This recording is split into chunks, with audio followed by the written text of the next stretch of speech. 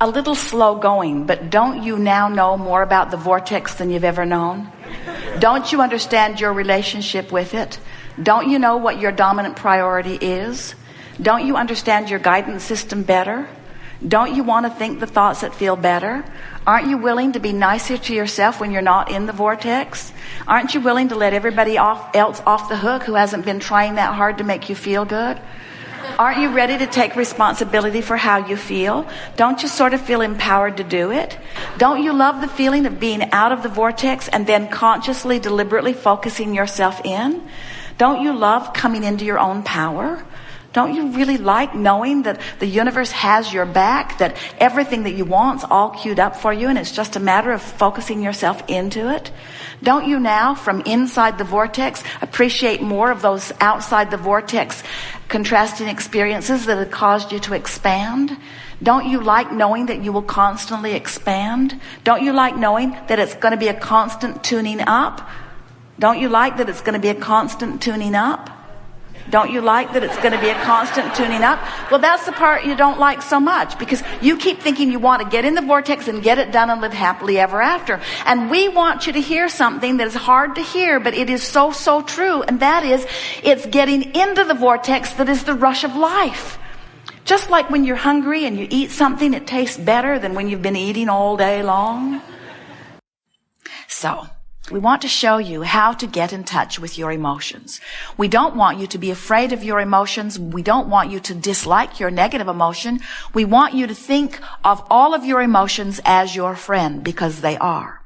We also think it would be very helpful if you would decide today, or tomorrow, or sometime soon, or sometime, that you are not going to compare your desires with other people, your emotions with other people. In other words, let's for just a little while leave everybody else out of the equation, because the only thing that is important in the achieving of anything that you desire and in the fulfilling of your reason for being here is that you come into alignment with you. All you've got to do is want something and not think thoughts that are opposite of it, and that thing that you want must be. And it doesn't matter what anybody else thinks about any of that, because they can't vibrate for you. Oh, you can pay attention to what they think, and as you pay attention to what they think, something is activated within you, and that really is what power of influence is. But you don't have to be influenced in a negative way. You can look around this world and find vibrational alignment with things that are a vibrational match to you. Years ago, Jerry wrote a paper called Keep Your Ideas to Yourself Until They Are Fully Developed.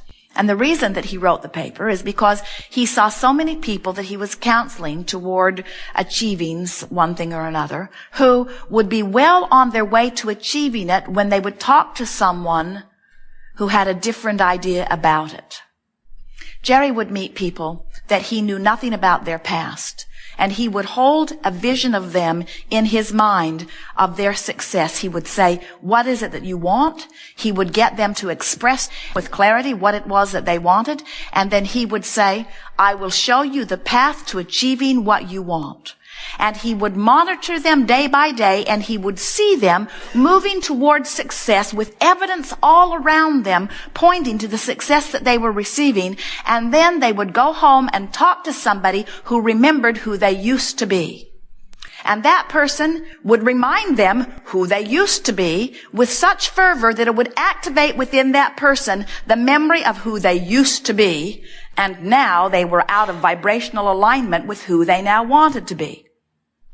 So Jerry wrote a paper and gathered many statistics about it that said, keep your ideas to yourself until they are fully developed, because he knew that if he could hold a person's focus upon the belief of their success long enough, that they would achieve vibrational alignment with their new idea, and that in achieving vibrational alignment with their new idea must manifest, and that if they could gather enough momentum that in time, nothing that anybody else said would make any difference, because now that person could say to the people who were remembering who they used to be, no, I used to be that. Now I am this. You don't know me anymore. I have become something more.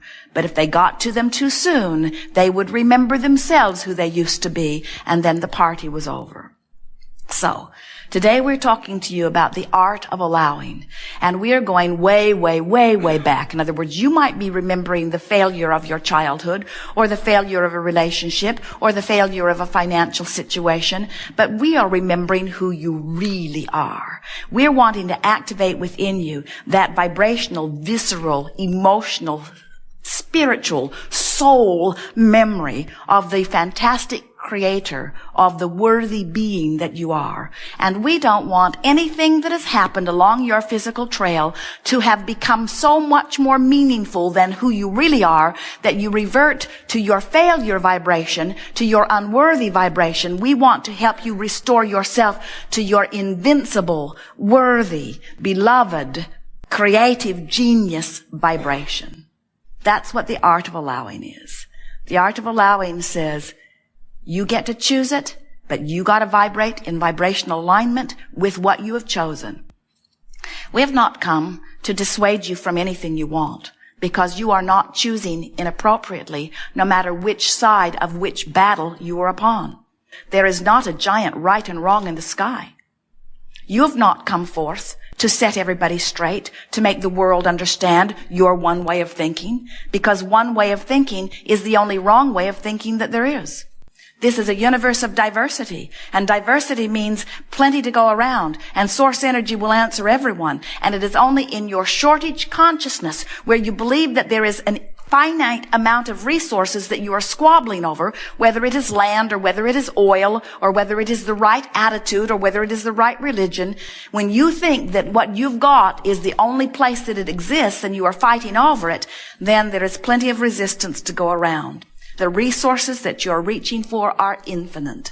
And your ability to achieve a desire for something means that the universe has the ability to deliver it to you with no exceptions.